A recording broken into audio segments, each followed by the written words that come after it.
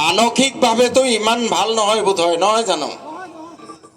মানসিকভাৱে আজি আমাৰ অখিল গগৈ ডাঙৰীয়াৰ লগ পাই তেখেতৰ মুখৰ দুটা কথা শুনিবলৈ আপোনালোক যথেষ্ট সুখী, ভালে আছে, কিন্তু মানসিকভাৱে বোধহয় বেছি ভাল নহয়, নহয় জানো?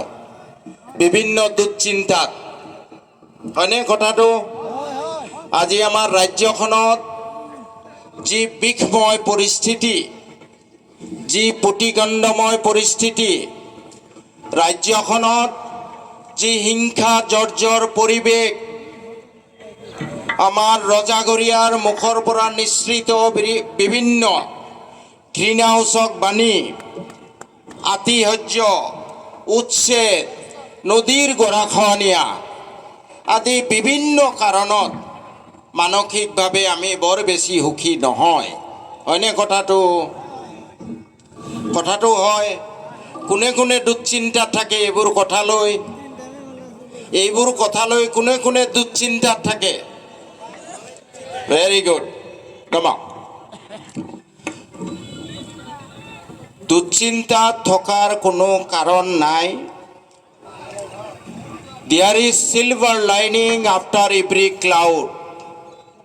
যেতিয়া মেঘ আহিব, মেঘৰ লগতে অলপ পোহৰ থাকে, মানে মেঘ আঁতৰি যাব। বুজি পাইছেনে কথাটো? দেয়াৰ ইজ, ইংৰাজীত কয় there is silver lining after every cloud. ৰাতি যিমান গভীৰ হয়, সূৰ্য উঠাৰ সময় সিমান ওচৰত হয়। ৰাতি গভীৰ ৰাতিৰ পিছত সূৰ্য উদয় হয়, জানেতো, নহয় জানো?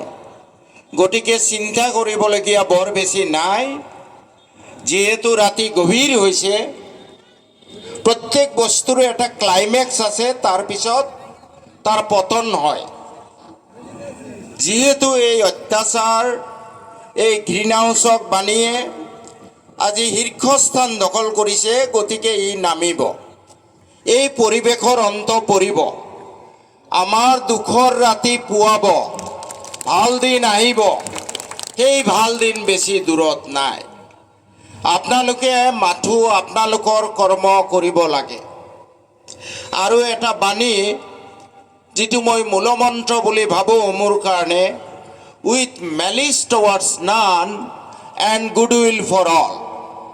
মোৰ কাৰোৱে প্ৰতি ঘৃণা বিদ্বেষ নাই, সকলোৰে প্ৰতি মৰম আৰু আদৰহে আছে। বুজি পাইছেনে কথাটো? এই নীতিলৈ আমি আগবাঢ়ি যাব লাগে। With malice towards none and goodwill for all. আমি কাৰো প্ৰতি বিদ্বেষ পোষণ নকৰোঁ, কাকোৱে আমি শত্ৰু বুলি নাভাবোঁ। সকলোৱে আমি এক সৃষ্টিকৰ্তাৰ সৃষ্ট জীৱ হিচাপে, ককাই ভাই ভনী হিচাপে আমি গণ্য কৰিব লাগে আৰু সেইমতে আগবাঢ়ি যাব লাগে। গতিকে আপোনালোকে সকলোৱে নিজৰ কৰ্ম কৰক আৰু নিজৰ যিটো আচৰণ বেলেগৰ প্ৰতি, মোৰ ককাই ভাই হ'ব পাৰে, মোৰ গাঁওবাসী হ'ব পাৰে, মোৰ ৰাজ্যবাসী হ'ব পাৰে, মোৰ দেশবাসী হ'ব পাৰে, গোটেই মানৱ জাতিৰ প্ৰতি মই সদায় ভাল মংগল কামনা কৰিম। এই নীতিৰে আমি আগবাঢ়ি যাব লাগে। মই দুটামান কথা ৰাজনৈতিক, অলপ তত্ত্বগধুৰ কথা দুটামান ক'ব খুজিছোঁ, শুনিবনে আপোনালোকে? মোৰ বয়স বেছি হোৱা নাই বুলি ক'লে ভুল হ'ব। বয়স হৈছে মোৰ ৬২ বছৰ। গতিকে চেঙেলীয়া ডেকা হৈ পৰামৰ্শ দিয়াৰ নিচিনা কথা নহয়। মই ছিনিয়ৰ চিটিজেন, এতিয়া মোতকৈও বহুত ছিনিয়ৰ চিটিজেন আছে। তৎসত্ত্বেও 2 ইয়াৰ ইজ হিউমেন, মানুহ মাত্ৰেই ভুল হয়, মোৰো ভুল হোৱাটো স্বাভাৱিক। কিন্তু মই দুটামান কথা আপোনালোকক ক'ব লাগিব। প্ৰথম কথা হ'ল যে এই যে প্ৰথমেই ক'লোঁ, অসমত আজি যিটো পৰিৱেশ, এই পৰিৱেশৰতো আমি অৱসান বিচাৰোঁ, হয়নে নাই? বিচাৰোঁনে নাই এই পৰিৱেশৰ? এই পৰিৱেশ যদি কোনোবাই কয় যে কালিৰ পৰা আৰম্ভ হৈছে 5 বছৰ 10 বছৰ কথাটো শুদ্ধ নহয়। মুছলমান, হিন্দু, খ্ৰীষ্টান, বৌদ্ধ আমি সকলোৱে দেশৰ নাগৰিক হিচাপে যি ধৰণৰ মংগলকামী ৰাষ্ট্ৰৰ পৰা আমি সহায় সহযোগ পাব লাগিছিলে সেই সহায়খিনি আমি পোৱা নাই। পোৱা হ'লে আজি অসম ভাৰতৰ 1 নম্বৰ ৰাজ্য হ'লহেঁতেন। এই যে আজি যিবোৰ কথা লৈ আপোনালোকে দুশ্চিন্তাত আছে, নদীৰ গৰাখহনীয়া, মাটি বেটি সকলো গুচি যায়, বাংলাদেশী বিদেশীৰ সমস্যা, নাগৰিকত্বৰ সমস্যা, ভূমিহীনৰ সমস্যা, পট্টাৰ সমস্যা, আজি প্ৰায় 16 দফীয়া দাবী পাঠ কৰিলে। এই সমস্যাবোৰৰ চাকনৈয়াত আমি আমাৰ দিনবোৰ পাৰ কৰি আছোঁ।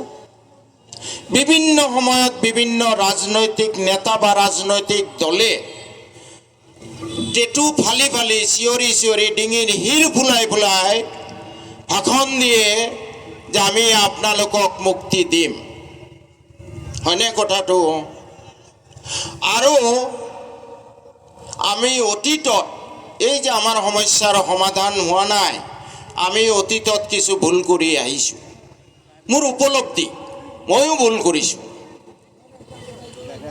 79 চনৰ পৰা অলপ মনোযোগেৰে শুনিব দেই, কথাখিনি শুনাটো দৰকাৰ।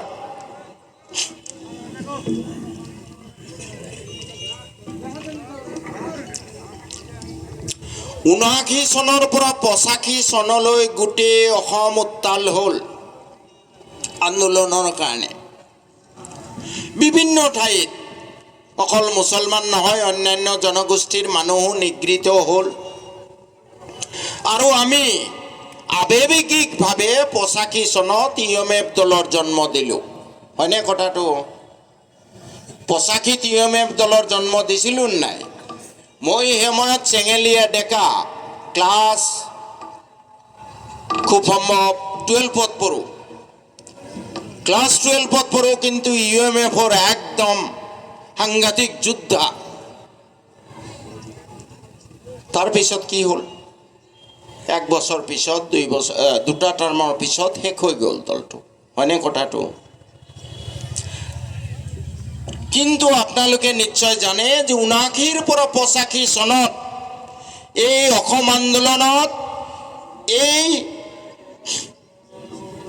আজানৰ পিছত